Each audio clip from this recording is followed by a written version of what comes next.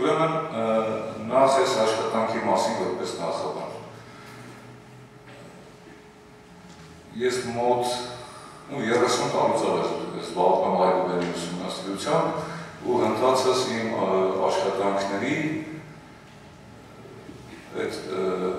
մի բաժին կար ուսումնասիրության, որ վերաբերում էր այգուբենի միջնադարյան ընկալման ու ըմբռնման դրվագներին գրականության ոլորտում։ Ինձ թվում էր դա ինչ-որ անկարևոր մի բան։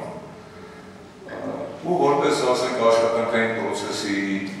մեխանիկական հատված, ես դրանով զբաղվում եմ, այսպես ասած, ձեռքի հետ։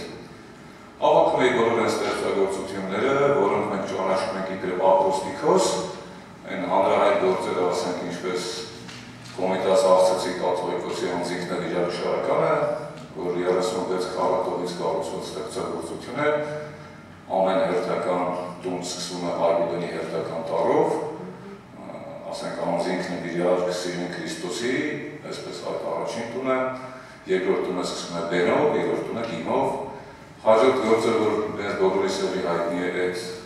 կահանկատվածու պատմությունում պահպանված Դավթակ Քերթողի ողբի մահանջևանշերի մեծ իշխանի ստեղծագործությունն է էլի նույն սկզբունքով գրված, յուրաքանչյուր տուն ստեղծագործության սկսվում է այգուբենի հերթական տառով։ Հայտնի է շնորհալու առավոտ լուսան, որ մենք ճանաչում ենք նույնպես իբրև ակրոստիկոս, շնորհալու այլ ստեղծագործություններ, որոնք ներգրավված են հայոց եկեղեցու ժամադրքում ու մի քանի այլ շարականներ։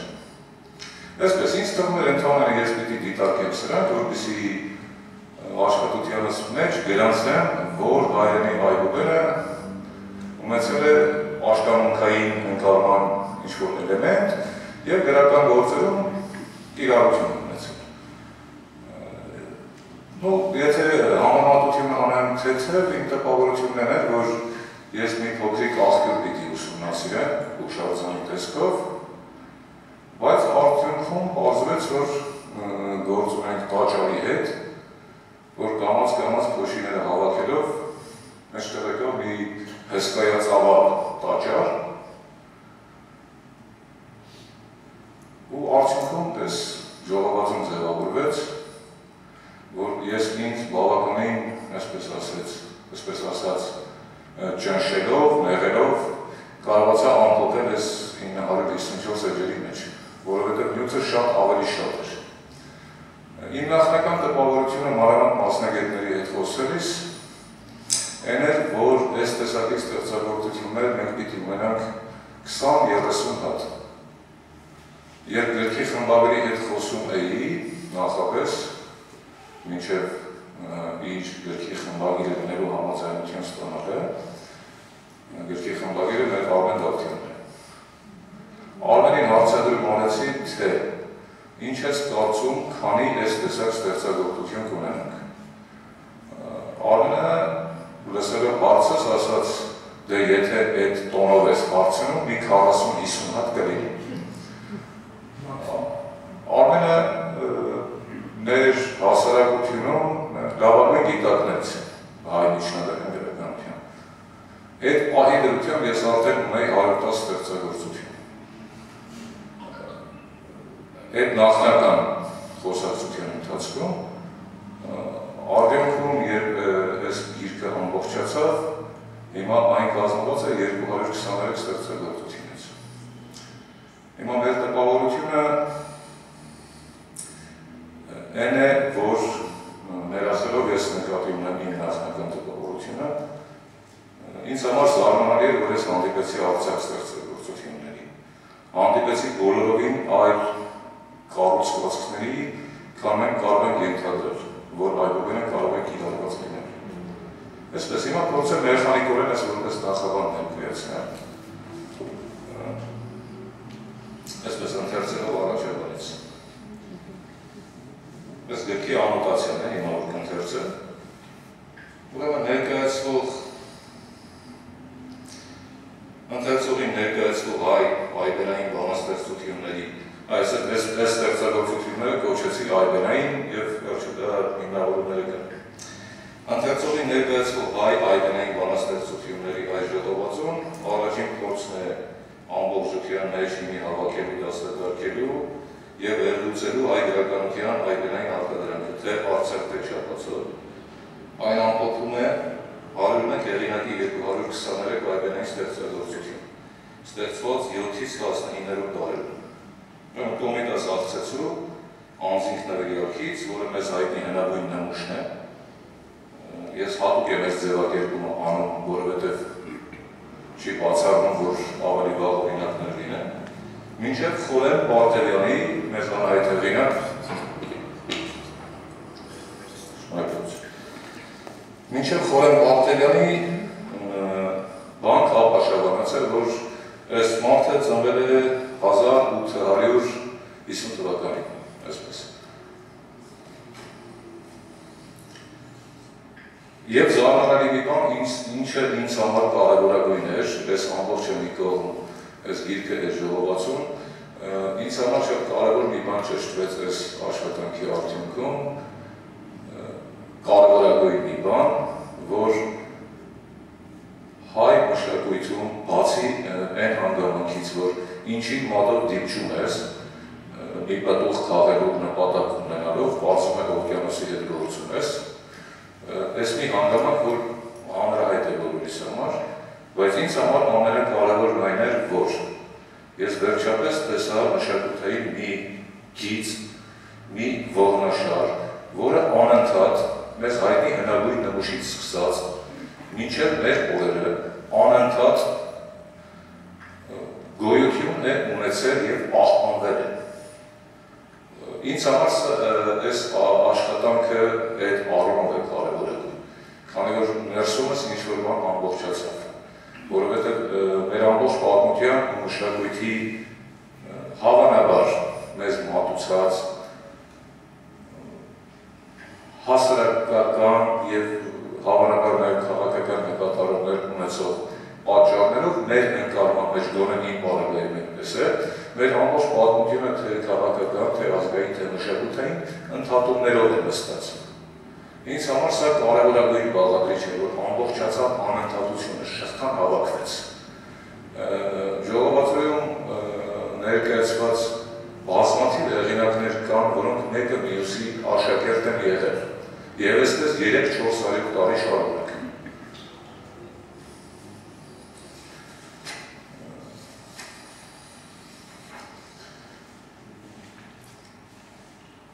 Հիմա ասեմ առաջականին, ուրեմն կառուցվածքին։ Ժողովածոյի նյութը և կազմելու նպատակը։ Ժողովածուն կազմել են 3 հիմնական նկատառումների կարևորման արդյունքում, առաջինը այգենային բանաստեղծությունների մեկ տեղումը ու հայ ընթերցողի մեկ գրքով ներկայացնելը։ Արդեն ասացի, որ 101 հեղինակի 223 միավոր է ներկայացված, սրանցից 88 հեղինակի 208 ստեղծագործություն իրենց կառուցվածքներում պարունակում են այգաբանի ամբողջական շղթա, այգից մինչև քիչ, և 14 հեղինակի 15 ստեղծագործություն ներկայացնում են այգաբանի պակասավոր շղթա, կամ այդպես հորինված լինելու պատճառով, որոշ դեպքերում պակասավոր պահպանված լինելու պատճառով։ Միավորները կազմված են թե ձեռագիր, թե տպագիր աղբյուրներից, ձեռագիր աղբյուրներից կազմված նյութը առաջին անգամն է ներկայացնում ընթերցողին, այն ներկայացնում է ժողովածոյի միավորների 30%, 66 միավոր։ Սրանց մեջ կան ստեղծագործություններ, որոնց համեմատության եզրը մեր մշակութային ընկալման մեջ միայն եսիմանուշ Հայաստանին։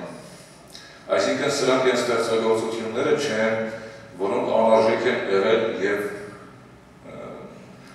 ուսումնասիրողների կողմից նկատվել և մի կողմ են դրվել։ Բացարձակապես անհայտ են։ Ես կներկայացնեմ դրանցից կարևորագույնները խոսքից ընթացքում։ Ուրեմն ժողովածոյի տպագիր աղբյուրներից կազմված նյութը ներառում է ժամանակային բավականին մեծ միջակայք, այն է 1704-ից 2008 թվականներ, դրանց այն մասը, որ հրատարակվել է 1704-ից 1915 թվականների հատվածում կարելի է ասել, որ նույնպես անծանոթ է ներողի ընթերցողի։ Դրանք են միավորների մոտ 20%-ը 43 միավոր։ Ուրեմն այգենային ստեղծագործությունների մեկ գրքում ամփոփելու իրողությունը հնարավորություն է ընձեռում ձևավորել բավականաչափ ամբողջական պատկերացում հայոց մշակութային մտածողության այս շերտի վերաբերյալ։ Հաջորդն է կատարումը այգենային բանաստեղծությունների հետազոտության արժեքավոր նյութ լինելու հանգամանքն է հայերենի մաշտության այգուբենի ուսումնասիրության համար։ Այս ստեղծագործությունների կառույցներում այգուբենի տեղադրման իրողությունն ունի գաղափարական հիմքեր, որոնք սերում են այգուբենի և դրա գործառույթների վերաբերյալ հայ միջնադարում գոյություն ունեցած ըմբռնումներից։ Իբրև այգուբենի հետազոտության ոլորտ այս բանաստեղծությունները ուսումնասիրության նյութ են մի քանի տեսանկյուններով, այսպես դրանք առիթ են արձանագրելու, ապա և արժևորելու այգուբենի ընկալման բնույթի կայուն շարունակականությունը ողջ հայ միջնադարի համար։ Հաջորդ տեսանկյունը այս ստեղծագործություններում այգուբենի կառուցվածքի դրսևորումների տրամաբանությունն է։ Այսպես, այգուբենի ուսումնասիրության տեսանկյունից կարևոր իրողությունների արձանագրման, հաստատման, ապա նաև հաճախ բացահայտումների առիթ է ընձեռում այն հանգամանքը, թե այգուբենը կառուցվածքի ինչ և ինչպիսի փոփոխակներով է հանդես գալիս այս ստեղծագործություններում։ Այգենային բանաստեղծությունները արժեքավոր տեղեկություններ են պարունակում այգուբենի հետազոտության այլ դրվագների առնչությամբ ևս։ Դրանք են նշանների անունների, դրանց ուղիղ գերության, այգուբենի նշանների վերաբերյալ միջնադարի մտածողների խորհրդաբանական ըմբռնումների, այդ ըմբռնումների արժևորման և գործնական կիրառության հարցերը։ Այգենային բանաստեղծությունները նյութ են ընձեռում նաև հայ միջնադարյան դպրոցում այգուբենի և գերաճանաչության ուսուցման հատկապես գաղափարական շեշտվածության վերաբերյալ։ Սա հետաքրքրական և կարևոր է թե հայ միջնադարյան մանկավարժության պատմության, թե միջնադարում ուսումնասիրության, թե միջնադարում ուսումնառության կազմակերպման աշխարհայացքային հիմքերի և թե հայ մշակույթի պատմության տեսանկյուններից։ Ուրեմն երրորդ հիմնական նկատառումը այգենային բանաստեղծությունների իբրև գերական ստեղծագործության յուրահատուկ կառուցվածքային տեսակի ուսումնասիրությանը նպաստ բերելն է։ Մեկ գրքում այգենային ստեղծագործությունների ամփոփումը հնարավորություն է ընձեռում դիտարկել հայ այգենային բանաստեղծությունը արձակ և չափածով որպես կառուցվածքային մեկ տեսակի պատկանող ընդհանրություն և այդ ընդհանրության շրջանակում ուսումնասիրել բանաստեղծական նյութի ընտրության, այդ նյութի բովանդակային խմբավորման բնութագիրն ու ծավալը ժամանակային բավականին մեծ միջակայքում, փաստացիորեն հայ գրականությունում գրական այս տեսակի պայմանական սկզբնավորումից հայտնի հնագույն նմուշ մինչև նորագույն ժամանակներ, այն է 7-ից մինչև 20-րդ դարեր։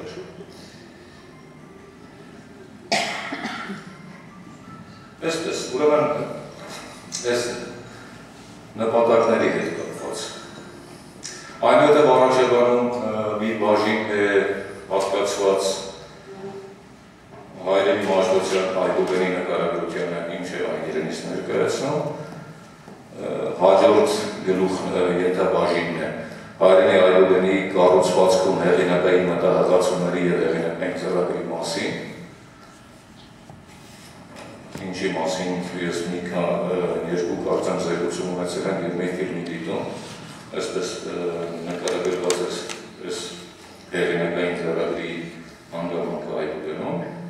ապա մյուս ենթաբաժինը վերնագրված է ինչու սքանչելի, նկատի ունենալով կորունի սքանչելի եզրը այգուբենի նկարագրության մեջ, որ ասում է կորունը և պարգևեր նման վիճակ, հայրաբար ծնելու նոր և սքանչելի ծնունդներ։ Եվ այս հեղինակային ձեռագրի դրսևորումները այգուբենում ես դիտարկել եմ որպես հիմք այգուբենը սքանչելի կոչելու համար, այստեղ խոսել եմ նաև այն մասին, որ կորունի տեքստում սքանչելի եզրը կիրառված է ներառյալ այս դեպքը այգուբենի վերաբերող ընդամենը 8 անգամ և բոլոր մնացած 7 դեպքերում նշանակում է աստվածային ներկայության, աստվածային շնորհի, աստվածային մասնակցության հանգամանք այն նյութի հետ կապված ինչի մասին որ հեղինակը խոսում է։ Եվ ես 8-րդ դեպքում եմ դրան վերաբերում։ Այնուհետև հիմնավորել եմ, որ ամբողջ հայ միջնադարում սքանչելի եզրը դա աստվածաբանական տերմին է և որևէ այլ կիրառություն չունի իմաստային այլ առումով։ Այսինքն այն ինչ մենք այսօր կոչում ենք սքանչելի կամ ինչը որ կարող ենք կոչել սքանչելի, միջնադարի մարդու մտածողության մեջ կիրառվել է միայն իբրև աստվածաբանական եզր, նշելու համար աստվածային ներկայության, մասնակցության հանգամանքը նկարագրելի նյութի մեջ։ Այն որ Կորյունի այս իմաստով ընկալելով իբրև աստվածաբանական տերմին Մաշտոցյան այբուբենը սքանչելի կոչելը պայմանավորված չէ ուսուցչի անձով, այսինքն այն որ իր ուսուցիչն է դա ստեղծել։ Հնարավոր է լինում հիմնավորել այն պարզ հանգամանքով, որ Մաշտոցի ստեղծած երկու այբուբենների մասին խոսելիս Կորյունը չի օգտագործում սքանչելի բառը, այլ վրացերենի այբուբենի պարագայում ասում է ըստ շնորհեցելով նրա իդեալն ստեղծեց, այսինքն վրացերենի այբուբենը ստեղծեց ըստ Աստծուն իրեն շնորհվածի։ Աստված, Կորյունն ասում է Աստված այսօր Մաշտոցին շնորհել է ինչ-որ մի բան, որ հայերենի այբուբենի պարագայում ինքը ասում է վիճակ։ Ըստ որի ստեղծեց վրացերենի այբուբենում, ըստ շնորհեցելով նրա իդեալն։ Եվ ամենահետաքրքիրը արդեն աղավարների այբուբենի պարագայում, երբ ասում է ստեղծեց այն Բենյամինի հետ մի խոսքով ուսումնասիրեց աղավարների բարբարոս լեզվի բառերը և հնչյունները, ասում է ստեղծեց այբուբենը ըստ Կորովի սովորության յուրում։ Եվ սա ըստ հերթականության երրորդն է։ Այսինքն ըստ Կորյունի ես մի քիչ նյութից շեղում, բայց սա շատ կարևոր։ Ուրեմն ըստ Կորյունի Աստվածն այսօր Մաշտոցին շնորհել է մի վիճակ, ըստ որի այսօր Մաշտոցը հայրաբար ծնել է այս սքանչելի ծնունդները, ապա երկրորդ փորձի դեպքում երկրորդ համակարգը գրային ստեղծել է ըստ Աստծուց իրեն շնորհվածի, և երրորդը արդեն ասում է ըստ Կորովի սովորության, ըստ իր Կորովի սովորության, ըստ Կորովի սովորության լինում։ Այսինքն մի բան, ինչում ինքը հմուտ էր, արդեն մի սովորական բան էր իր համար։ Ինչու ես ծանրացա այբուբենի ընկալման այս հիմնական գաղափարի վրա, այդ սքանչելիք լինելու պարագայի, քանի որ այստեղ պիտի այդ ենթագլխից մի 3 տող կարդամ, ահա այբուբենային բանաստեղծությունները իրենց կառուցվածքում այբուբենի նշանային շղթան կրելու եղանակով ժամանակի միջով տեղափոխում են այբուբենի ըմբռնումի և այբուբենի նկատմամբ վերաբերմունքի ազգային մտածողության այս ավանդույթը։ Այս առաջադանի առաջին մասն է, երկրորդ մասը արդեն բովանդակային է, բուն ժողովածուի նյութին առնչվող, այն սկսվում է բանակապ եզրի նկարագրությամբ։ Թվում է, թե հայտնի բան է, բայց ես առնչվելով այս նյութի հետ տեսա, որ գիտական գրականությունում մշակված չէ այս ոլորտը բացարձակապես։ Ուրեմն, այբուբենային բանաստեղծությունը մաս է գրական ստեղծագործության մի տեսակի, որն ունի բնորոշ կառուցվածքային առանձնահատկություն։ Այդ առանձնահատկությունը դրսևորվում է ստեղծագործության կառուցվածքում բուն ասելիքին զուգահեռ իբրև հավելյալ գիտելիք։ Հայերեն եզրով այն հարմար է կոչել բանակապ։ Սա համանենք բանակապը։ Գրական ստեղծագործության կառույցում նպատակային տեղադրություն ունեցող ստեղծագործության հիմնական բովանդակությանը զուգահեռ առավել կամ պակաս չափով նկատելի բացառիկ տեսանելիությունից մինչև գաղտնագրություն, բառախոսքային կամ իմաստագաղափարային հավելյալ միավոր է։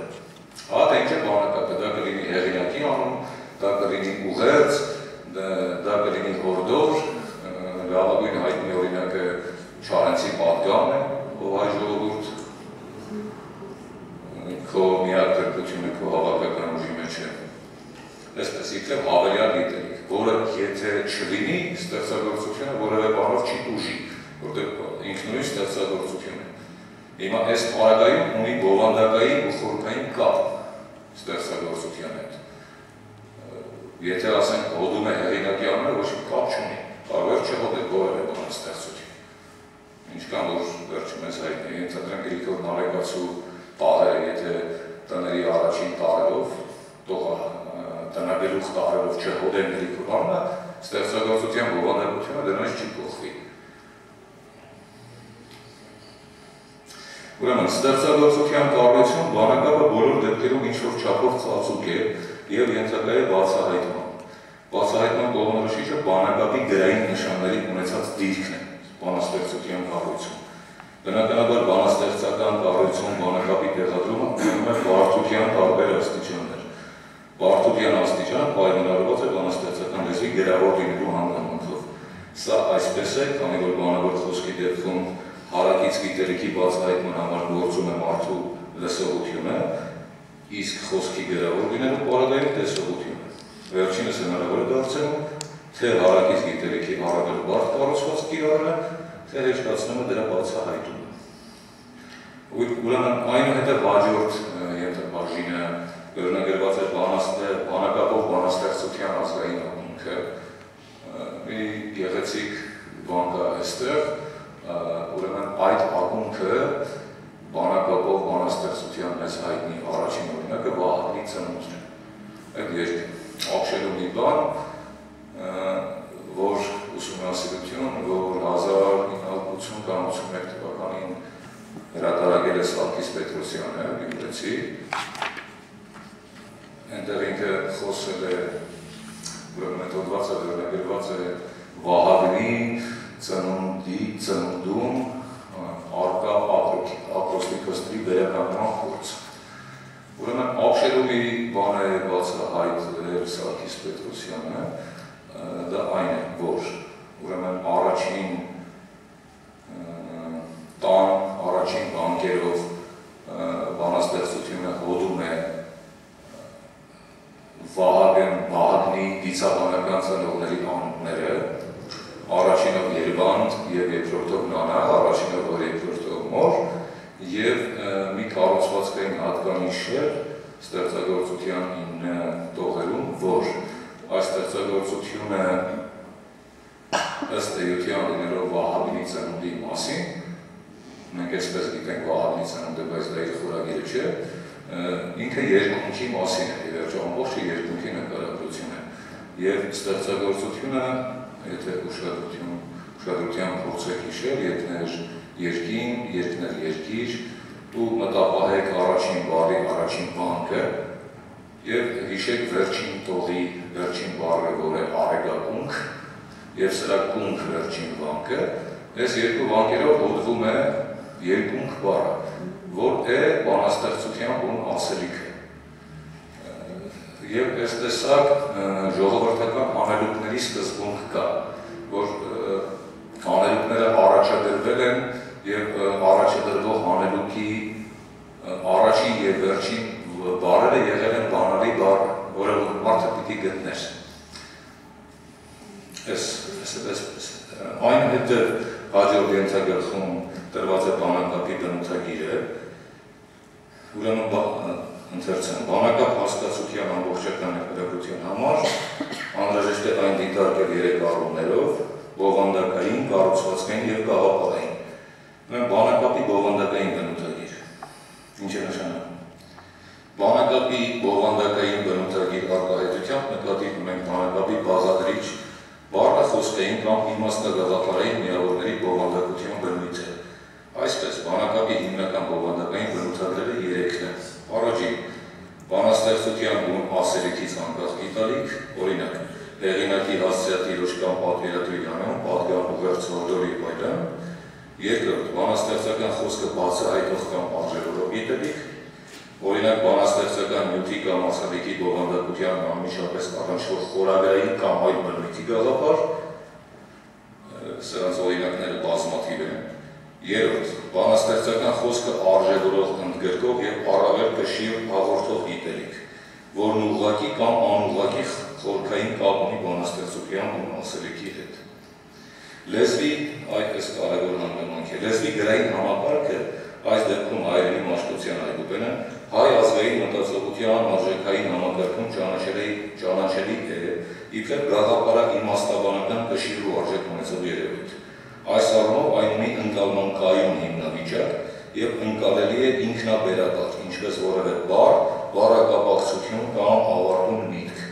Ըստ այդմ, այգնային բանաստեղծություններում տեղադրված այգուբենի այբ քեշղթան հանդես է գալիս իբրև բանակապ և առավելապես որպես բանաստեղծական ասելիքն արժևորող գիտելիք։ Հաջորդը բանակապի կառուցվածքային բնութագիր, սա բովանդակային էր։ Բանակապի կառուցվածքային բնութագիր արտահայտության նկատի ունենք մեկ գրական ստեղծագործությունում բանակապի իմաստագաղափարային ամբողջական միավորների քանակը։ Այս առումով բանակապի կառուցվածքային բնութագրերը երկուսն են՝ միաշերտ և բազմաշերտ։ Միաշերտը այն բանակապը, որը ներառում է մեկ լիարժեք գաղափար, բառ, արտահայտության միտք, բազմաշերտը այն բանակապը, որը ներառում է մեկից ավելի լիարժեք գաղափարներ, բառ, արտահայտություն, միտք։ Ուրեմն հաջորդ բնութագրական շերտը դա բանակապի գաղափարային բնութագիրն է։ Ուրեմն բանակապի գաղափարային բնութագիր արտահայտությամբ նկատի ունենք գրական ստեղծագործության կառույցում բանակապի բաղադրիչ տառային կազմի տեղադրության կարգը։ Այսպես, բանակապի հիմնական գաղափարային բնութագրերը 4-ն են։ Դրանք ձևավորվում են, այստեղ արդեն այս ակրոստիկոստրի հանգամանքի պիտի տանք։ Դրանք ձևավորվում են ըստ բանակապի բաղադրիչ տառերի, երբեմն նաև վանկերի բանաստեղծական կառույցում ունեցած դիրքի և լինում են նախադաս, միջադաս, վերջադաս և խառն դասավորության։ Ըստ այսն բանակապը կազմավորվում է գրական ստեղծագործության կառուցվածքային միավորների տող, տուն, պարբերություն, առաջին, միջին, վերջին և խառն դասավորության գրային նշաններով։ Առաջին 3 դեպքերում այդ գիտելիքը ընթերցվում է վերից վար ուղղահայացով, իսկ խառն դասավորության դեպքում հորիզոնական շարքերով կամ անկյունագծերով։ Ես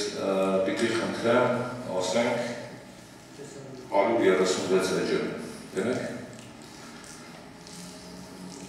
վերից վար ուղղահայացը տեսնելու համար։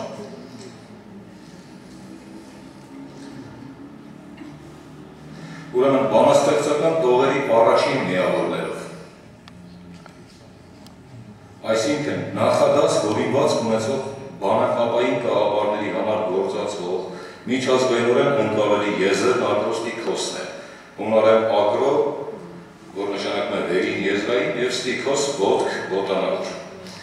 Միջադաս հորինվածքը կոչվում է մեզոստիկոս, այն ինչ-որ մենք գիտենք մեսոպոտամիա, մեզոլիթ բառերից, այսինքն միջին ոտք, և վերջին միավորներով կամ վերջադաս հորինվածքը տելեստիկոս, այն ինչ-որ մենք գիտենք ենթադրենք տելեպատիա, տելևիզոր, այս բառերից։ Խառն դասավորության կամ հորիզոնական շարքով ընթերցվող հորինվածքների համար կիրառվում է լաբիրինթոս եզրը։ Այսպիսով ակրոստիկոսը, մեզոստիկոսը, տելեստիկոսը և լաբիրինթոսը բանակապի գաղափարային տեսակներն են։ Հաջորդ արդեն ենթագլուխն է բանակապի պարզ և բարդ գաղափարների բնութագրեր։ Ես այստեղ արագ կանցնեմ։ Լինելով ստեղծագործության կառուցվածքային մաս, բանակապը ըստ գաղափարի լինում է պարզ և բարդ։ Պարզ է մեկ ստեղծագործությունում բանակապի գաղափարային մեկ տեսակի, մեկ անգամյա կիրառությամբ կառուցված բանակապի գաղափարը։ Այն են ակրոստիկոս, մեզոստիկոս, տելեստիկոս և լաբիրինթոս։ Այն օրինակը, որ տեսնում եք, ինչքան ես հիշում եմ ակրոստիկոսը։ Պարզ ակրոստիկոսը։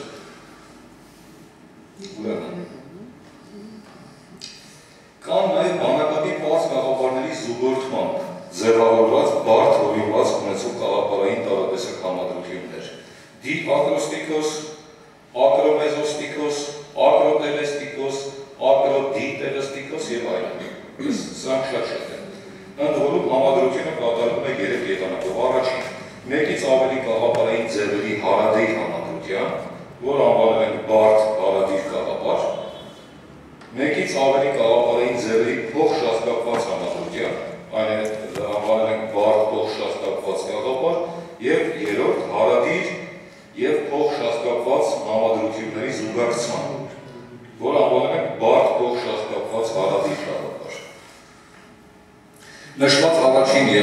այսինքն բանակապի բարդ հարադիր գաղափարի օրինակներ ունենք, Գրիգոր Կեսարացու,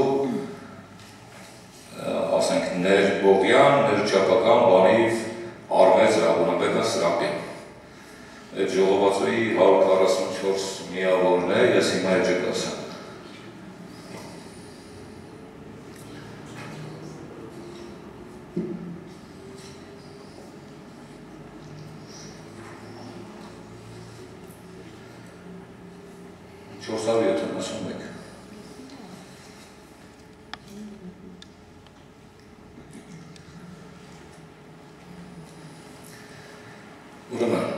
Սա բարդ հարադիր գաղապարի իբրև օրինակ եմ բերում։ Այս ստեղծագործության բանակապի գաղապարը նկարագրել են բարդ հարադիր, պարզ գաղապարով ակրոստիկոսների եռյակ բանաձևով։ Եթե դուք թերթակ էջերը սահեցնեք, սրանք 3 ակրոստիկոսներ են, գրված է իբրև եռագրություն, մեկը մյուսին հաջորդելով։ Սա մեկ ամբողջական ստեղծագործություն է 3 մասից, որոնցից յուրաքանչյուրը գրված է որպես լիարժեք հայբերային ակրոստիկոս, հայբից մինչև Ք։ Այդ պատճառով այս ստեղծագործության նկարագրությունն է, ըստ իմ ընդունած նկարագրական բանաձևի, բարդ հարադիր, պարզ գաղապարով ակրոստիկոսների եռյակ։ Այս է բանաձևը նկարագրության, որ երբ այս եզրաբանության համակարգին ծանոթանում ես, առանց ստեղծագործությունը տեսնելու արդեն կարելի է իմանալ ինչի մասին է խոսքը։ Բանակապի բարդ հարադիր գաղապարի օրինակներ ունենք նաև անվանական բանակապ ունեցող այն ստեղծագործություններում, որոնցում բանաստեղծական միավորի անվանակապ պարունակող հատվածը կառուցվածքային առումով կցված է ստեղծագործության է, բայց եւ միաժամանակ ստեղծագործության անքակտելի մաս է, ըստ բովանդակության եւ հաճախ իբրև անկախ միավոր ինքնուրույնությունից զուրկ։ Ժողովածուում այդպիսի օրինակները բազմաթիվ են, ասենք բերենք դրանցից մեկը, ասենք թիվ 7 միավորը,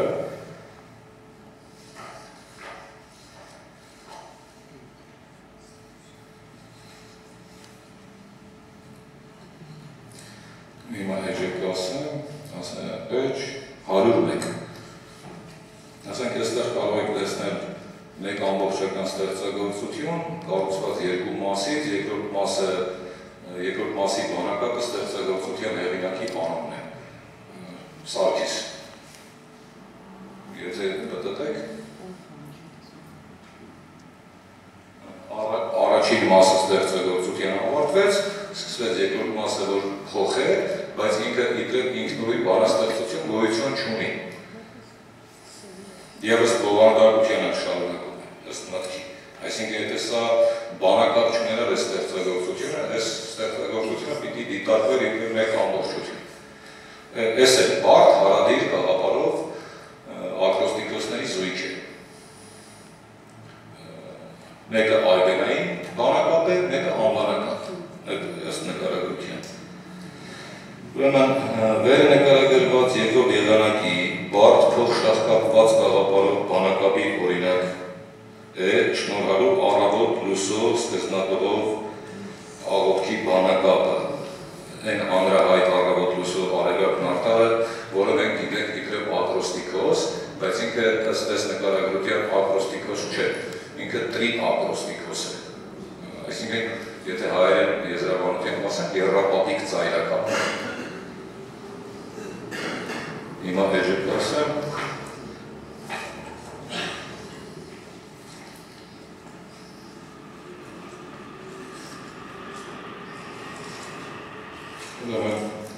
էջ 176, ուղղակի որ դիտարկենք ես։ Մի խոսքով, այս գաղապարային տեսակները շատ են, ես առավել հետաքրքիրների վրա ձեր ուշադրությունը հիմա կհրավիրեմ։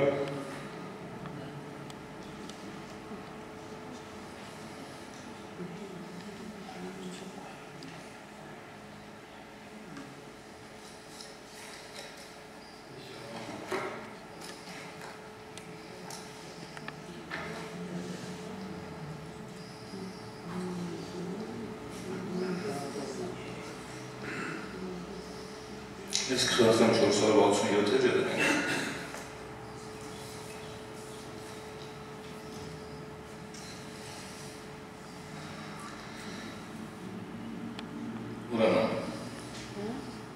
Հեղինակը Գրիգոր Կեսարացի, ուրեմն, բարդ փոխշահ կապված գաղափարի մեկ այլ օրինակ է արկա, ժողովածույթ թիվ 143 միավոր, որի բանակապի օրինվածքում կիրառված են ակրոստիկոսի, այսինքն ծայրակապի, և տելեստիկոսի, այսինքն ետնակապի, ես այսպես նշեմ նաև այսպես ասած օրինած տերմինները, հայեցի, ընդ որում թե ակրոստիկոսի և թե տելեստիկոսի գաղափարները քառապատիկ։ Ընդեղ եթե հետևեք, աստվածային հրամանն որ կա, ադամային սերես վերա արգերելով իրող դառնա, անմահոգին արտեր գնա, բոլորապես մարդիկ դրման, բաղյարդերի փոխի պահպան և այլն։ Այսպես մինչև թե ու ես ամբողջ ստեղծագործությունը շշմելու երկեցիկություն ունի։ Այսինքն կաղապարված ձևաչափի մեջ հեղինակը բանաստեղծության ռիթմը ու գեղեցկությունը կարողացել է պահել։ Այս մարդը շատ հետաքրքիր կերպար է, այսպես միջանկյալ ասեմ, իր բոլոր ստեղծագործություններն այս կարգի ես փորձեմ ցույց տալ են ապշել կառուցվածքներով ստեղծագործած հեղինակ է ու լինելով այսքան տաղանդավոր դավժեցին մի հիշատակություն ունի Սարսուր մարդ է եղել ժամանակին գնելով Կեսարիայի պատրիարք, այն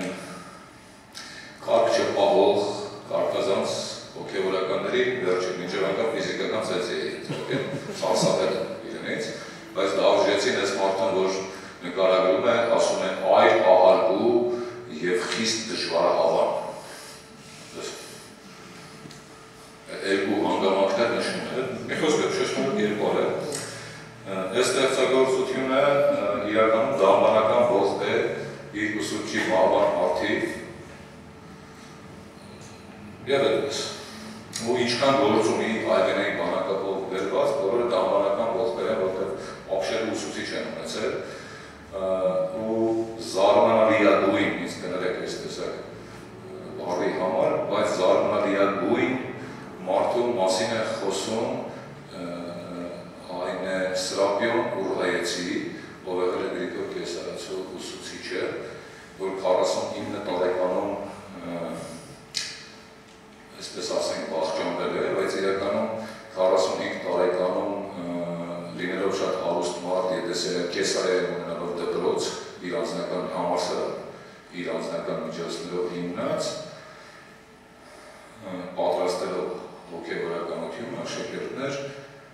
Էջմիածնի գործերը մայրաթորի շատ վատ էին, այդ հարակը դավժեցին պատմում այս մասին, են երկու կաթոլիկոսների հանգաման, որոնք մի խոսքով պարտքերի տակ էին գցում մայրաթորը ու Օսմանյան կայսրությանը մեծ պարտքեր ունելու պատճառով Շահ Աբբասին են դիմում, որ Շահ Աբբասից փող են ուզում, են պարտքերը պատկելու համար, հետո Շահ Աբբասն էս պարտք ուզում, սրանք էլ դիմում են այս Սրապիոն Ուրղայեցուն, խնդրում են, որ գային կդառնի կաթոլիկոս, այս մարդը գալիս է այնտեղից, Սերկուսին ուղարկում է Տաթև, որ այնտեղից դուրս չգան, ինքը բոլոր պարտքերը փակում է, հետո սրանք բանսարկություն են անում Շահ Աբբասի մոտ, ասում են, որ ինքը ինչ-որ պարտամուր հարկներ ոչնչացրել է, պարսիկները բռնում են, տանում նախջիվան, գլխի վեր կախում են, 3 օր ծայցում են, գլխի վեր կախած, մի խոսքով, այս մարդը մահամերձ գնում է Կեսարիա։ Ու այնտեղ վախճանում է 2 տարուց ու 3 աշակերտներ, մեկը Գրիգոր Կեսարացին, որի մի քանի ստեղծագործություն տպագրված կամ ուշմիջնադարի հայ բանաստեղծությունը ժողովածույում, իսկ այս գրքում կան նաև անտիպ շշմելու գործեր ներկայացված, ուրեմն մյուս աշակերտը Մովսես Տաթևացի կաթոլիկոսն է եկեղեցու վերջին սուրբը, մինչև այս վերջին սրբադասումը, որի մասին այս Սրապիոն Ուրղայեցին, որ այսքան շշմելու կերպար լինելով հայոց կաթոլիկոսների ցանկում չկա, որովհետև չհասցրեց օծվել, իսկ Դավժեցին իր մասին խոսելով ասում է Գրիգոր 13-րդ վաղարշաբաթեցի, այս անունով է նաև նշում, Մահավանից առաջ Գրիգոր Կեսարացուն այդ այլահարկու և դժվար հավանին, իր ավակ աշակերտին, հանձնարարում է, որ իր կրտսեր աշակերտին, որ էր Մովսես Տաթևացին, հասցնի աստվածաբանական գիտության գագաթին, այսինքն ծայրագույն վարդապետության, ու Գրիգոր Կեսարացին է դերում իր մի արձակ ստեղծագործությունում, որ ուրեմն Սրապել Նորհայցին ուսուցիչ եկան պատվիրեց, որ Մովսես Տաթևացուն հասցնի ծայրագույն վարդապետության գավազանի, քանի որ հայ եկեղեցու ուրեմն փրկությունը կախված է այս երիտասարդից։ Ու Գրիգոր Կեսարացին այդ ամեն ինչը արեց, Մովսես Տաթևացին էլ այն մարդներն ում խնդրեցին, որ գա էլի այդ պարտքերի տակ թաղված կաթողիկոսությունը ստանձնի, ու ինքը կարողացավ 3-4 տարվա ընթացքում ինքը արի է կաթողիկոս եղել, կարողացավ հայ եկեղեցին ազատել այդ բոլոր պարտքերից։ Ընդամենը սպիտակ ունի արտադրություն դրեց, որտեղ տիրապետում էր դրան, մի խոսքով։ Հաջորդ աշակերտը, որ հանդիպել է Հովհաննես Ուրհայեցի, ես ինչու եմ, որտեղ այս գեղեցկագույն դրվագ է այս պատմության տխուր ու ծանր ժամանակների 16-17-րդ դարերի վերջին և առաջին կեսեր, մոտավորապես, այս 3 աշակերտների ողբը լաց է այս մարդու մահվան արդի։ Ու ինչ պատրաստություն են անցել այս մարդու դպրոցում, որ այս 3-ի գործերն են հայբենային ակրոստիկոսներ են ու շշմելու բոլոր են։ Այս որպես բանաստեղծական շեղում եղավ։ Հիմա անցնեմ բանակապի բարդ գաղափարներին։ Ես պիտի խնդրեմ 25-րդ էջը դնել։ Որպես բանակապի բարդ գաղափարներ բերենք մեկ օրինակ բերենք հիմա այստեղ։ Առաջինը Երևանի Մեսրոպ Մաշտոցի անվան մատերադարանի թիվ 2370 ձեռագրի չափածո հիշատակարանի բանակապն է։ Այս հիշատակարանի առաջին 12 տողերը հետաքրքրական են բանակապի գաղափարի տեսակով։ Սա բարդ փոխշաղկապված գաղափար ունեցող ակրո դի մեզոտելեստիկոս է, խնդրում եմ ֆիքսեք այդ ակրո, այսինքն առաջին նշանները, մեզոն միջիններ, այստեղ դի մեզոն ունենք, երկու մեզոստիկոս ունենք, միջին տողերով։ Մենք տողերը պիտի հիմա ընթերցենք ըստ օրիժոնականի։ Ես հատուկ հեռացվել եմ, որպեսզի այդ ուղղահայաց գծերը Երևան։ Իմիջիայլոց սա ձեռագրային ճշգրիտ պատկերն է։ Այսինքն ձեռագրում են այս բառերը կարմիր։ Այս ամբողջ ժողովածուում ես այբենային բանակապը ներկայացրել եմ կարմիր գույնով, այս էլ շատ հետաքրքիր ինձ համար, որովհետև դա ես անում էի, որ ընդգծված լինի, հետո երբ ձեռագրերի հետ աշխատեցի, տեսա, որ ես ոչ մի բան չեմ հորինել, դա մեր միջնադարյան ավանդույթն է ըստ էության, ու մի խոսքը շատ ուրախացա, ոնց որ թե ճիշտ հոտ էին շնչում այդ բահին։ Ուրեմն այս հիշատակարանի, ուրեմն ակրոդի մեզոտելեստիկոս, չգիտեմ պատկերացրիք ես, եթե տեսակ շնորհակալ եմ, այսինքն այս բանակապում միաժամանակ առկա է թե ակրոստիկոսի, թե մեզոստիկոսի կրկնակի և թե տելեստիկոսի կառուցումներ, ընդ որում ակրոստիկոսի գաղափարը շեղումով ինչու, որովհետև ունի ոչ թե ընթերցման վերից վար ուղղություն, այլ վարից վեր, ակրոստիկոսը միայն առաջին տողը։ Ուրեմն այն մեջ են բերել ամբողջությամբ, ըստ ձեռագրային ճշգրիտ պատկերով, ուրեմն գիրքը ունի ներդիր, և ներդիրներից մեկը հենց այս ձեռագրի այս էջն է։ Ես հիմա էջը չեմ հիշում, որ ասեմ, չգիտեմ, եթե ուզում եք դիտենք, ամենավերջում պիտի դիտենք, բայց պիտի արդեն գնացեք 900, չէ, դեղ չկա այդ ուրիշ էջ է, գնացեք ասենք 950 էջ, ինտեղ կընտրենք է։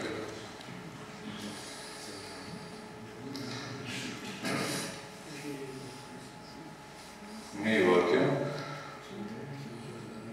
մի 4 էջ գնացեք, 4-5-6 կտատելով։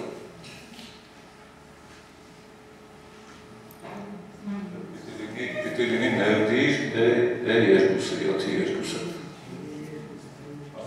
Ելի 4 թերթեր գնաց է։ Հիմա, ինչ որ տեսնում եք ես արագ անցումների ընթացքում, տեսեք այդ բանակապը ֆիքսված է սրանք ձեռագրի ռուսապատճենները։ Հա, մի քիչ էլի չեն բերել։ Վերջ ես։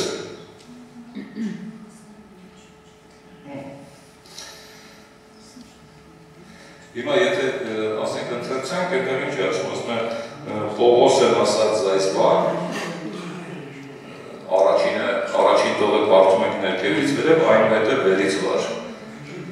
Ուրեմն ասում է Պողոս են ասած այդ առաջին տողն է ներքևից վերև, արդեն երկրորդը, երկրորդությունը, զայս բանս ի գծի, երկրորդ տողը կարդացինք։ Մարդը պարտացին Պողոսը ասած այս բանը գծով, այսինքն ուղղահայացներով, կամ դերերով։ Հետո ասում է արդեն երրորդ սյունակը, ասում է մոնոզոն, այսինքն բանակը, մոնոզոն տմարդ, աննշան բանական, տմարդի,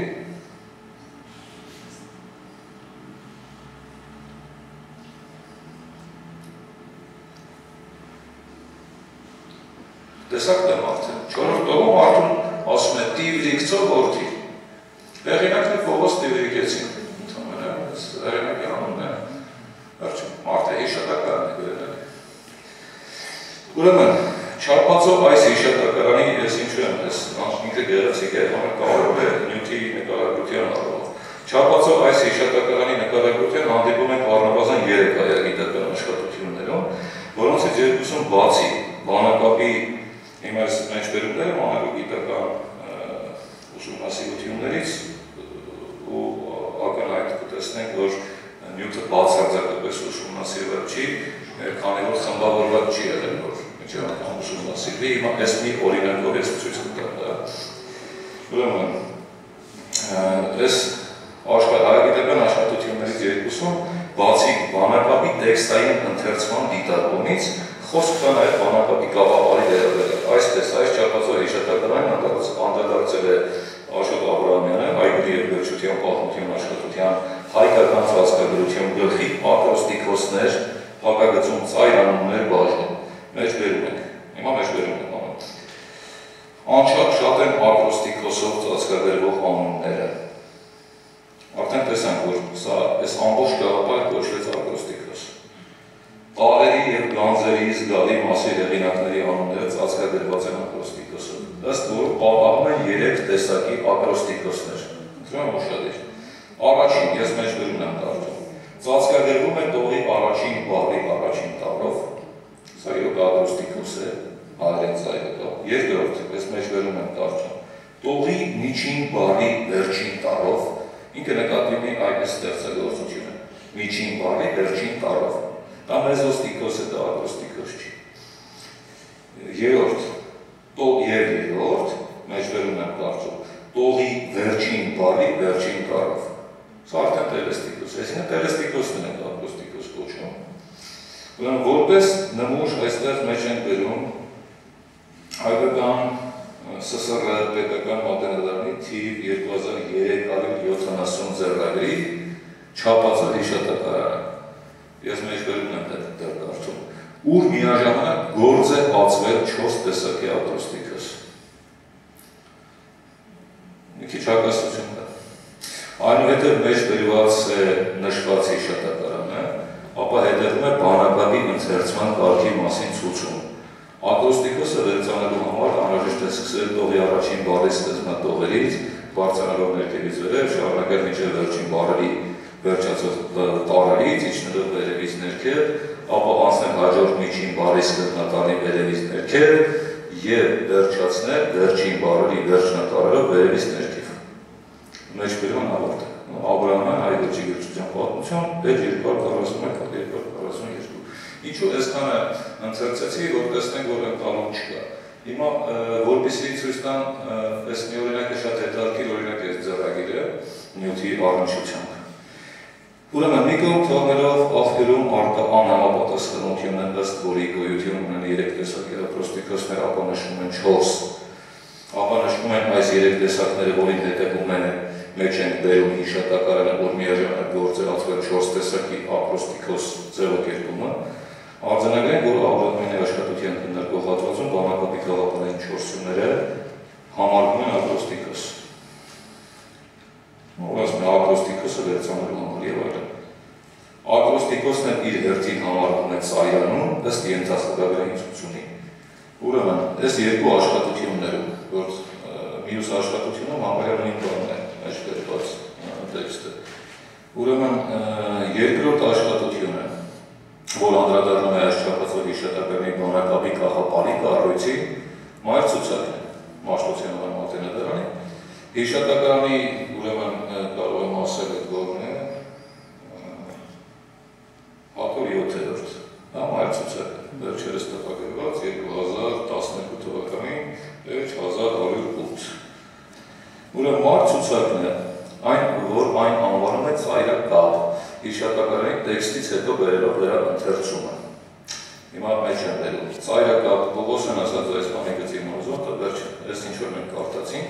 իդեպ մայրցուցակը երկու սյունակով բերված այս չափածով հիշատակարանի ամեն մեկ տողը, հիմա եթե գիտեք, դիտում է իբրև երկու առանձին տողեր։ Ըստ այնմ ստացվում է, որ երկրորդ սյունակը պետք է դնել առաջինից հետո և ձեռագրի գրության առաջին տողի երկրորդ սյան, առաջին տողն ընթերցել, իբրև շարունակություն առաջին սյան վերջին տողի։ Պատկերացրիք են դառնում, մայրցուցակում այս տեսակ մեջբերում են առանցիկ։ Նշելով առաջին սյունակի առաջին տողի առաջին մասը, որպես ստեղծագործության առաջին տող և վերջին տողի երկրորդ մասը որպես վերջին տող։ Այսինքն մինչև անգամ ընկալում չկա։ Մի խոսքով չծանրամ այս հարցի վրա, էլի աշխատություն կա, որտեղ ընկալումը չկա։ Ու ես մի քանի օրինակներ եմ այստեղ բերել գիտական գրականությունից, որ այս տեսակ բարդ բանակապային գաղափարները, դրանք կլինեն անվանական, խորագրային, ուղերձային, թե այբերական, չեն ընկալվում, քանի որ նյութը ուսումնասիրված չէ։ Այնուհետև մի ենթաբաժին է, որտեղ խոսում ենք, կամ խոսում են բանակապի միաշերտ և բազմաշերտ կառուցվածքների մասին, այստեղ էլ մի հետաքրքիր բան կա, այդ հատվածը կարդամ։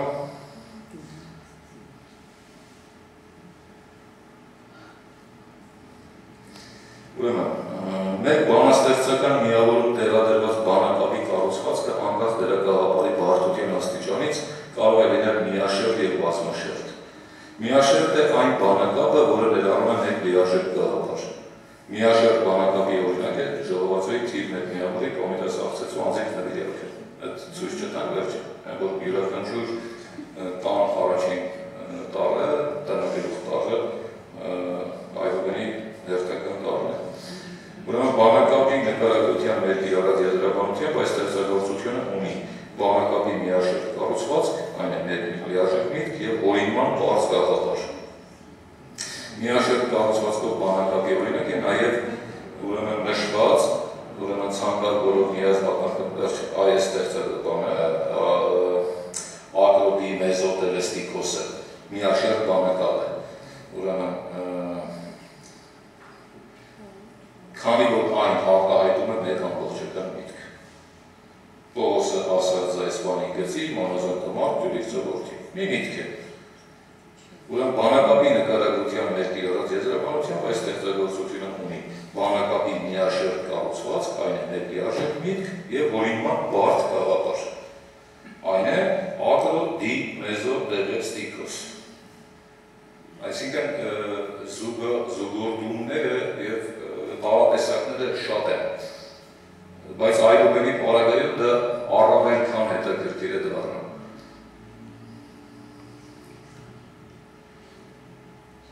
Ուրեմն այնուհետև մի ենթաբաժին է, որտեղ ես խոսում եմ բանակապի նկարագրության հեղինակային բանաձևերի մասին, որտեղ են հեղինակները, ովքեր ստեղծագործել են այբերային բանակապ Դերել եմ այդ հեղինակային բանաձևերը, քանի որ տերմինաբանություն չկա իրականության մեջ, վերել եմ դրանք, հիմա շատ արագ ասեմ, ենթադրենք այսպիսով ունենք բանակապի հեղինակային նկարագրության բանաձևեր, իբրև բառերի և արտահայտությունների մի խումբ, որ է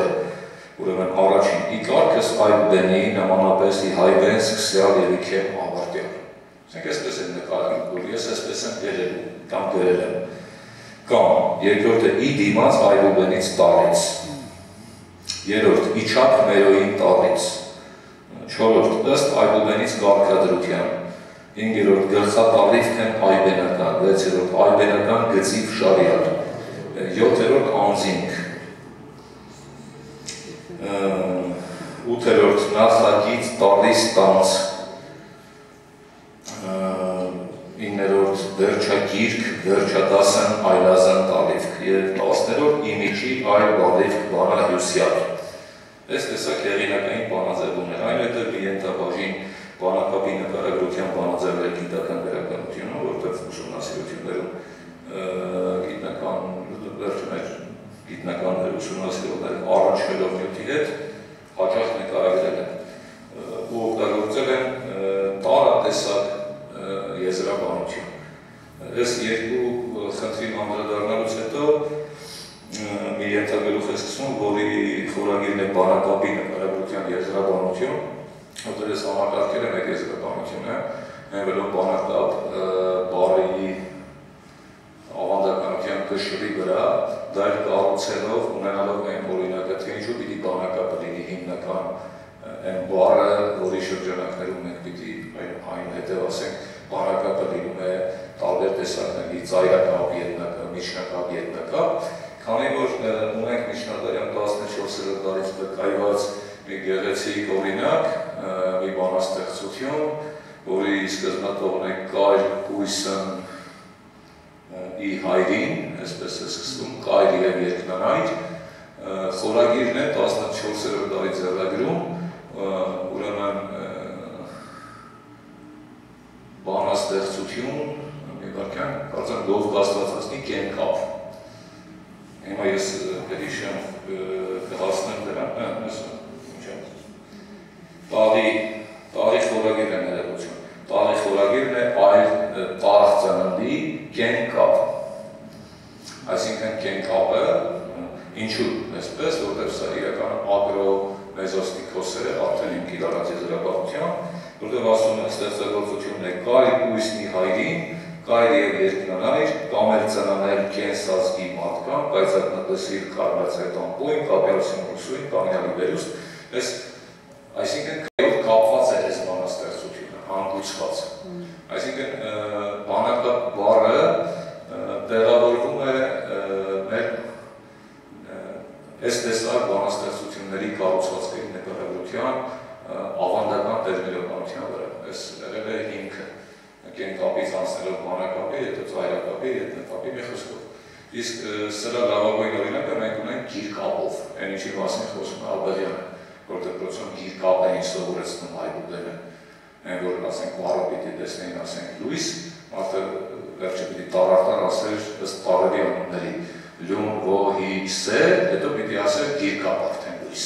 գրելը պիտի կապերի էր, բայց կզվից անուններ պիտի ասեր, այս ոչում էր գիրկապ։ Աբեղյանը 41 թվի հրատարակության առաջաբանում այդ մասին խոսում է, այս գիրկապ երևույթի։ Այն հետև առաջաբանում խոսք կա տավտոգրամի մասին, որ հայերեն ասած նույնագրությունն է, օրինակ Գրիշե Գերոշեչյանցի տավտոգրամները, նայով տավտոգրամներ ունի, ու օրինակ ասենք այս կենքապ բանաստեղծությունը կարելի է դիտարկել իբրև տավտոգրամ, որտեղ ձեռագրից մեկում, այդ ձեռագրի թիվ 4011 ձեռագրում, այս այլտեղ ծննդի կենքապ ստեղծագործությունը խորագրված է տաղ բազմակեն, այսինքն բազմաթիվ կեներով, բազմակին, սխալ բան է հարած, բոլորված է ես բաժարում ասում բազմակ է, ուրեմն հիմա բազմակ է, ուրեմն և ամենահետաքրքիրներն է, որ մի ուրիշ ուրեմն ձեռագրում, հիմա կասեմ այդ որ ձեռագրիրն է, ես վերի կումով ասեցի, ուրեմն այլտեղ ծննդի կենկապ խորագիրը թիվ 423 ձեռագիրն է տալիս, իսկ 413 ձեռագիրը ունի մի զարմանալի խորագիր, տաղ 130 կենով, ես է խորագիրը, հիմա երբ ես ակրո մեզոստիկոսի կապապարում հաշվում ենք կտարերը, նրանք 131 հատ չեն, նրանք 131 հատ են դառնում, երբ հաշվում ենք ստեղծագործության բոլոր կտարերը, այդ թվում նաև միջանկյալ կայր ույսը, այս կներ, կայր և երկնանայքի կներ, այս դեպքում դառնում է 130 կը, այսինքն բոլոր դեպքերում կաղապարային գիտարություններ են և այս ձեռագրի գրիչը Գրիգոր Խելաթեցին, վերջին։ Ինչու այս մասին խոսեցի, որովհետև այդ այս բանաստեղծության որոշ տեղերում արվել են երկուսից ավելի կենով բառագլուխ տարել, բացի այս կեները ստեղծագործությունը հագեցածել են բառանիշային կեներով։ Կեների առատության առումով տաղը ներկայացնում է հնչյունի բաղաձայի մեջ, իսկ կառուցվածքի կանոնագործության տեսակետով մոդեռն է գրական ստեղծագործության կառուցվածքին այն տեսակին, որ է տավտոգրամը, նույնագրություն, մենք որ ասում են տավտոլոգիա, նույնախոսություն, հայերեն նույնագրություն, նույնագրությունը տավտոգրամ, հայացվեցինք այս տերմինը, գրական այն ստեղծագործության կառուցվածքային առանձնահատկության անվանումն է, որի բոլոր կամ համարյա բոլոր բառերը սկսվում են մեկ տառով։ Ուրեմն այս տեսակետից ես Գյոմուրջանից եմ օրինակներ բերել, որ ինքը ունի փյուր տարի ակրոստիկոս, որովհետև ստեղծագործության բոլոր տողերը սկսվում են թ տառով, այնուհետև բերել եմ տավտոգրամի մի նավագույն օրինակ այդ Գրիգոր Շեղթայակիր Երուսաղեմի պատրիարքի խրտնաբանությունն է, այսպես ասած, Գ-Ր-I-Գ-O, 6 տնից, 6 քառատողից, որի յուրաքանչյուր քառատող տավտոգրամ է մի կարի, ասենք առաջին քառատողը G-ի տավտոգրամ է, երկրորդ քառատողը R-ի տավտոգրամ է, բայց Հակոբ Բանասյանն է տպագրել ժամանակին 70-ական թվերին կարծեմ, այս խրտնաբանությունը ու հիմա որ կարդամ, հետաքրքիր ինչ է, ասենք ամեն քառյակում մի 40-50 30-ից 40 բառ է կիրառված ու բոլոր բառերը ինքը ծանոթացել է, քանի որ խրտնաբանություն է։ Հիմա առաջին տունը կարդամ Գորգաստինս գաթգաթյա, Գուբայես գոբազս գոյես գրամատյա, գխեր ունի գերմյալ, գեհե պատրիադս գեհես էնեյալ։ Հիմա միջով բառերը հասկանում ես, իմաստը չես հասկանում։ Մի խոսքով։ Հիմա ինչու եմ ես այս խնդրի վրա ծանրացել, որտեղ մենք ունենք ապշելու երկու գործ դրանք այբենային տավտոգրամներ են։ Այսինքն ստեղծագործություններ են, կոնկրետ այս պարագայում ինչ-որ ժողովածոյում ներկայացված երկուսներ խարյակներով կառուցված ստեղծագործություններ, որոնց յուրաքանչյուր տունը այբուբենի հերթական տարի տավտոգրամ է։ Հիմա ես մի օրինակ փորձեմ գտնել էջև ասել,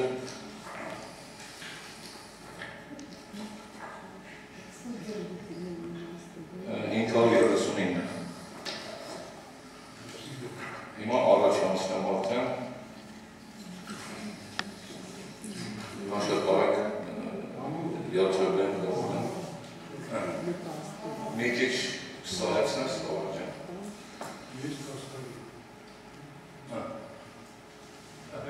Հերիք եմ Ու այսպես մինչև Չկարդամ ժամանակը շատ Ուրեմ այգենային հետո հաջորդ երթաբաժինը Այգենային բանաստեղծություն և հորինվածքային կաղապարներ Ըստ անվանումի այգենային բանաստեղծությունը բանակապով հորինված գրական այն ստեղծագործությունն է, որի բանակապը ներառում է այգուբենի այգե շղթան Ժողովածուի բնագրի բաժնում ներկայացված ստեղծագործությունների քանակը 88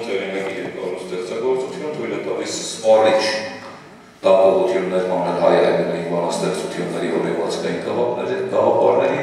դրանց կիրառության, հաճախականության և առանջակից այլ հարցերի վերաբերյալ։ Ուրեմն գրքում զետեղված բանաստեղծությունների մեծագույն մասը 174 միավոր օրինված է ծայրակապի պարզ և բարդ փոխշաղ կապված գաղափարներով։ Ուրեմն 153-ը պարզ, 21-ը բարդ փոխշաղ կապված, այսինքն դրանք ակրոստիկոս կամ ակրոստիկոսի տարատեսակի են, դիակրոստիկոս, տետրաակրոստիկոս և այլն։ 10 ստեղծագործությունների բանակապերը ունեն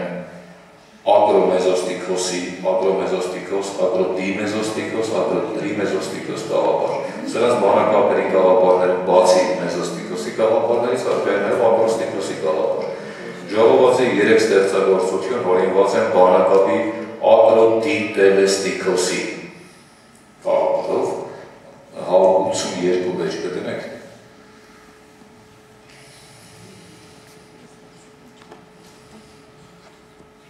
Մի էջ վերև շնցում դնանք, հակարակ։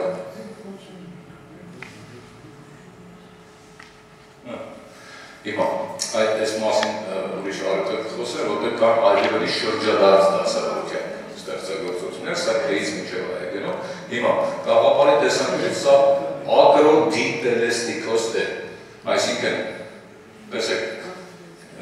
քաղցրագունից այս բաղձանով գծյալ հոգիս նավյալ մետով, վերջում, հիմա եթե գնանք երկու էջ վերև, ինչու է սա շնորհալի է, սա շնորհալու գործն է, սրան ասող ստեղծագործությունը, որ էլի ակրոդիտելեստիկոս է, այց քր է դնում, աստվածեղեն լոկով իսմարը, խաղաղություն անհարկը, մի խոսքով, այնուհետև այս նույն բովանդակության նյութը ինքը քրից մինչև այդ ասավոր, բայց կա այս կառուցվածքի երրորդ ստեղծագործություն, իրականում հեղինակի անունը պատմված չի, բայց այստեղ այս բանասիրական հիմնավորումներով ցույց են տվել, որ շնորհալի է, որտեղ եւ կառուցվածքը եւ հանգը եւ կիրառված մի քանի ուրեմն հնարք, որ միայն շնորհալին է կիրառում բառերի հանգավորման մեջ, ուրիշ ոչ մի հեղինակի մոտ չի հանդիպում, ցույց է տալիս, որ այդ շնորհալու գործն է եւ ձեռագիրը 13-րդ դարից է շնորհալուց հեռու չի։ Մի խոսքով, էլի առաջին անգամ տպվող եւ այդ ստեղծագործության, ուրեմն այս ժողովածու ես գրքի բացառիկագույն այսպես, ես դրան առանցին կանտադառնում։ Ուրեմն 3 ստեղծագործություն, այ 3-ն են ասացի, 3-ն շնորհալուն են, ակրոդիտելեստիկոս են, 2-ը ակրոտետրատելեստիկոս, այսինքն տարատող է, 4-ը, վերջի 4-ը պարերը նույնն են և տնագլուխ տարն են նույնը, հիմա որ տնագլուխ տարն ասում եմ, մի անգամից պատկերացնեք, օրինակ ես կիրառում եմ տնագլուխ, տողագլուխ, հանդագլուխ տար, ասում եմ տողամեջ 6-րդ տար, տողամեջ 6-րդ տարի, ասենք մեզոստիկոս, օրինակ Եղիշե Ջարացի պատգամը, այդ ով հայ ժողովուրդը, դա մեզոստիկոս է, երկրորդ տարի մեզոստիկոս, որտեղ այդ ով հայ ժողովուրդ քո միակ քրկությունը քո հավաքական ուժի մեջ է, ստեղծագործության տողերի երկրորդ տարերով են ընթերցվում։ Բայց հետաքրքիրն է, որ Չարենցը ինքն էլ չի իմացել, որ ինքը մեզոստիկոս է գրում, ինքը դա կոչվում է երկրորդ տարի ակրոստիկոս, որ տրամաբանական չի։ Այսինքն նյութը այդքան ուսումնասիրված չի, որ մինչև անգամ Չարենցի պես էրուդիտը, որ լավատեղյակ էր վերականության ու հատկապես ֆորմալիստական վերականության, այս տեսակ գաղափարային ձևերի բանումների մեջ կիրառում է մի արտահայտություն, որը չի բնութագրում այն ինչ ինքը անում է։ Ինչը?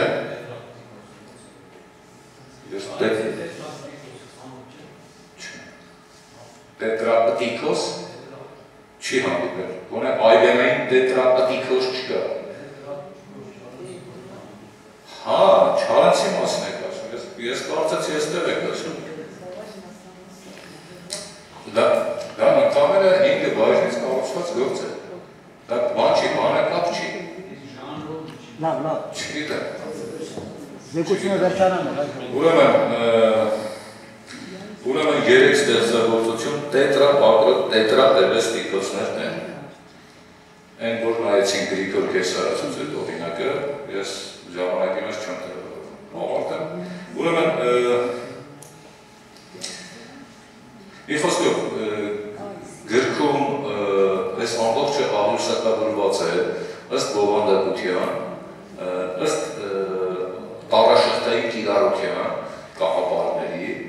օրինակ ես հիմա եթե բովանդակության աղյուսակի մասին ասեմ, ասենք այդերային բանաստեղծությունների բովանդակային խմբերը։ Այս 208 ստեղծագործությունները ըստ բովանդակության տեղաբաշխված են 15 բովանդակային խմբեր։ Ու հետաքրքիր է այդ պատճառով է սպառիչ դատողություններ կարելի անել, որովհետև բնականաբար էլի կան եւ կլինեն ստեղծագործություններ, որոնք իս չեն հանդիպել, որտեղ ես թերթել եմ ներտպագիր հնադիպ ուրեմն վերականությունը եւ կարողացել եմ նայել ընդամենը 4000 ձեռագիր։ Այդքան եմ հասցրել, դեռ շատ կա։ Չէ, ուզում ասեմ, բայց ամբողջ խնդիրն ինչ է, այս բովանդակային խմբերը, ուզում ասեմ,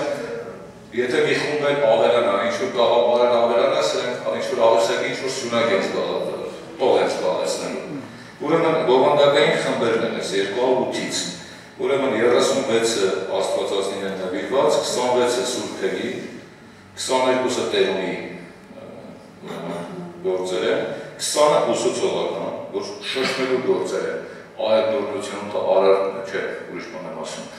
Այդ առաջինս կեզ տղա անե իմաստն գերակա, այդ առաջինը կեզ տղա անում դեպի վերին բարձրագույն իմաստը, օրինակ երորդությանը մերձակա, լինիս ուրեմն երիուք ստեղամբակ նորը, այսինքն աստծուն, սուրբ երորդությանը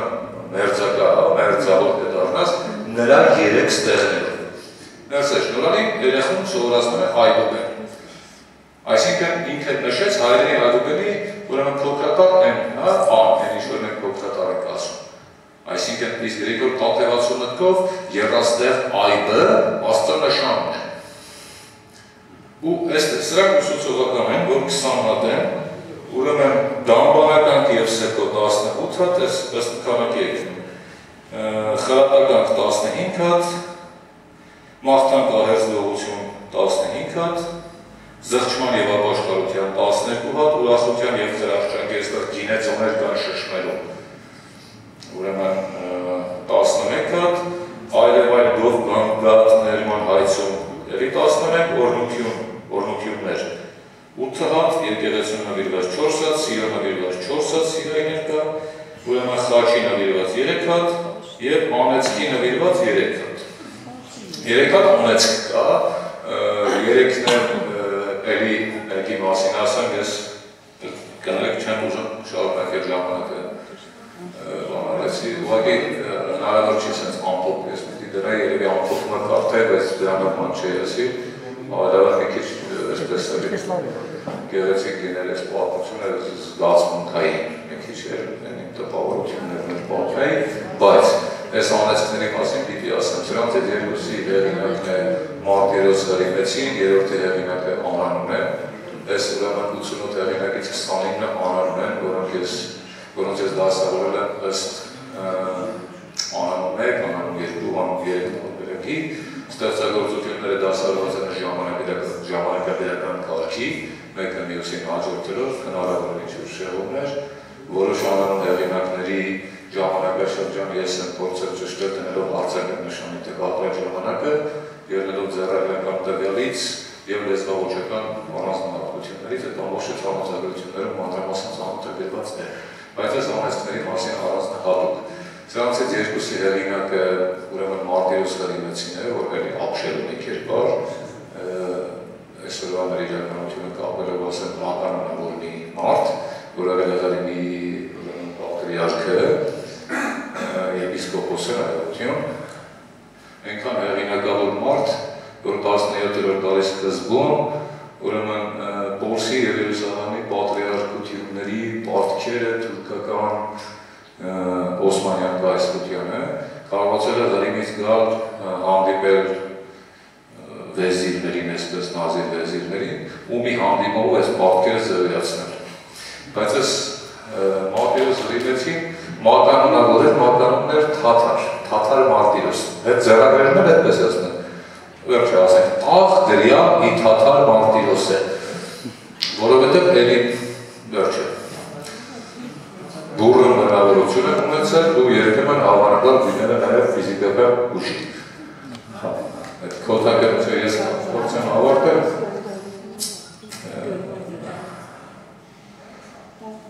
Այսպես որ ջան, ինչի մասին պատմեմ։ Արդեն ամեն ինչի մասին պատմում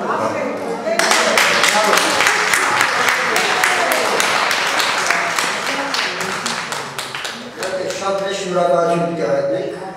Սամվելի այս պատկառելի աշխատանքի համար։ Իհարկե այսօրվա զեկուցումը մի թերություն ուներ, որ դահլիճում բացի հեղինակից ոչ ոք մեկին ծանոթ չէ։ Բոլորիս համար սա անակնկալ է և անպատրաստ է սա լսելու, բայց մեկը ինքը արտակարգ տպավորիչ է, շատ ծավալում և ասեմ ինքը աննախադեպ նյութ է,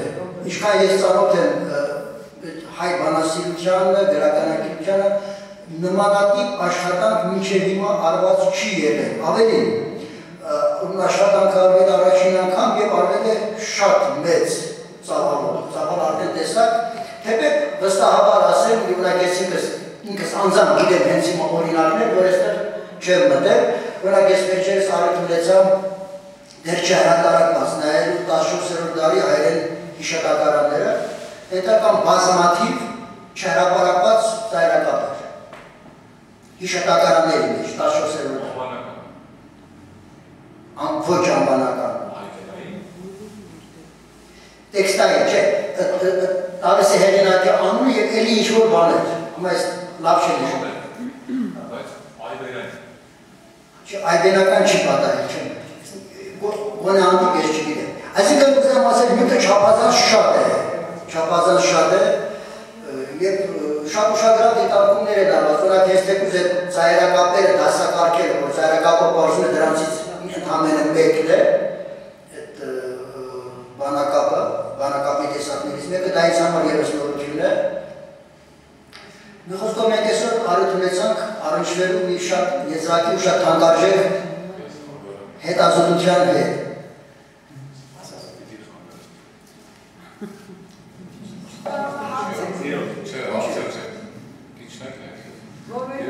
Ես ուզում եմ ձեզ ներկայացնել մի ստեղծագործություն, ես մի արտահայտություն անեցի կանորձել, որոնց համարժեքը մենք կառնամմեջ միայն ես իմ անուշ Հայաստանի կարող եմ իրան, այս տեսակ էլի ինչ